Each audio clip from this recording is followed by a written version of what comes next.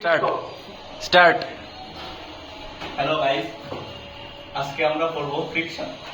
তো চলো শুরু করা যাক। ফ্রিকশন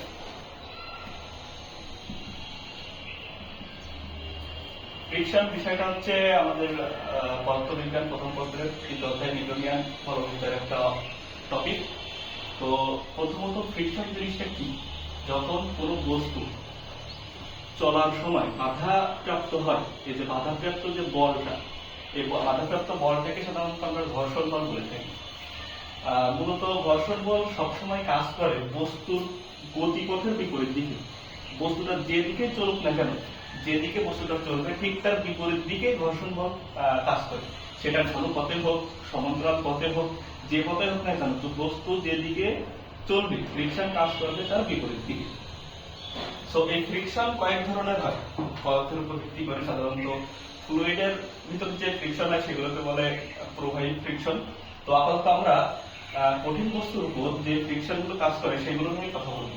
তো কঠিন বস্তুর উপর এই ফ্রিকশন সাধারণত দুই ধরনের, একটা হচ্ছে স্থিতি ঘর্ষণ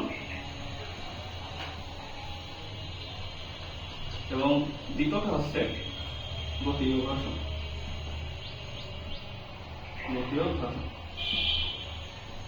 স্থিতি ঘর্ষণ এবং গতীয় ঘর্ষণ কি, এগুলো আবার আলাদা আলাদাভাবে আমাদের জানা হয়।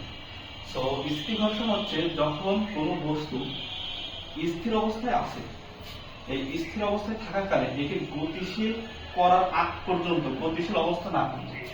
গতিশীল কোনো বল এর এই তলের উপর একটা মানে ঘর্ষণ বল কাজ করছে।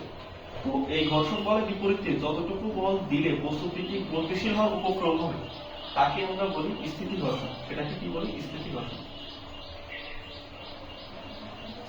আর গতিশীল অবস্থায়, গতিশীল কোন তলে কোন বস্তু গতিশীল আছে, এই গতিশীল অবস্থায় তার গতি পরিবর্তন সাপেক্ষে যে বল দেওয়ার ফলে যে তল যে দিকে যে বলটা কাজ করে সেটাকে আমরা বলি গতীয় ঘর্ষণ। অথবা অন্যভাবে বলা যায় গতিশীল কোন বস্তুকে থামাতে হলে তল যে বিপরীত মুখে যে বলটা দেয় সেটাকে আমরা বলা হয় গতীয় ঘর্ষণ। এই হচ্ছে আমাদের ঘর্ষণের প্রধানত দুইটা ভাগ। সো এখন